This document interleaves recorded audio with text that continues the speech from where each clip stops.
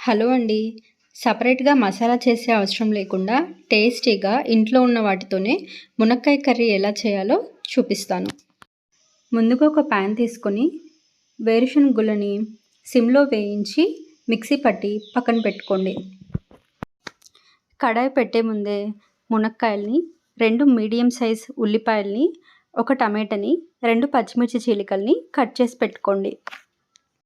ఇప్పుడు ఒక కడాయి తీసుకొని అందులోకి 2 టేబుల్ స్పూన్ల ఆయిల్ వేసి మీడియం ఫ్లేమ్లో హీట్ చేయండి.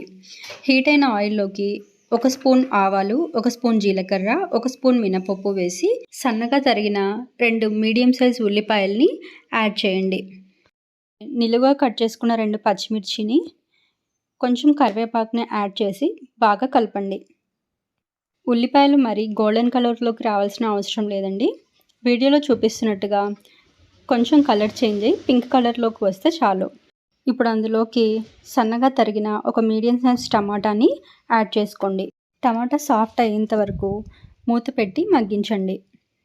ఇలా టమాటో బాగా సాఫ్ట్గా అయిన తర్వాత అందులోకి 1 టీ స్పూన్ ఉప్పు, 1 టీ స్పూన్ కారం, పావు టీ స్పూన్ పసుపు వేసి బాగా కలపండి. నేను అల్లం వెల్లుల్లి పేస్ట్ ఇప్పుడే యాడ్ చేయట్లేదండి. కాసేపటికి ఉల్లిపాయ టమాటాల్లోంచి ఆయిల్ ఇలా సపరేట్ అవుతుంది. కట్ చేసి పెట్టుకున్న 3 మునక్కాయలని వేసి బాగా కలిపి మగ్గించండి. ఇప్పుడు అందులోకి మునక్కాయ మునిగేంత వరకు వాటర్ని యాడ్ చేయండి. వాటర్ యాడ్ చేసిన తర్వాత మూత పెట్టి మునక్కాయల్ని ఉడికించండి.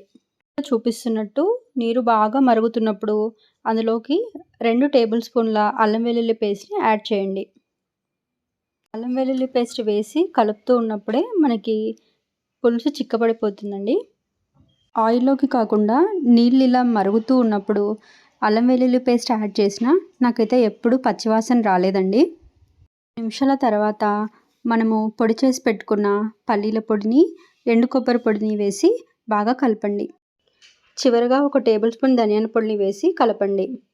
అలాగే మునక్కాయ ఉడికిందా లేదా ఒకసారి చెక్ చేసి చూసుకోండి. మునక్కాయ బాగా ఉడికింది అనిపిస్తే స్టవ్ ఆఫ్ చేసేయండి. అంతే అండి, వేడివేడిగా టేస్టీగా మన మునక్కాయ పులుసు అయితే రెడీ అయిపోయింది. ఈ రెసిపీని ట్రై చేసి మీకు ఎలా కుదిరిందో నాకు కామెంట్ సెక్షన్లో తెలపండి. వీడియో నచ్చితే లైక్ చేసి సబ్స్క్రైబ్ చేసుకోండి. Thank you.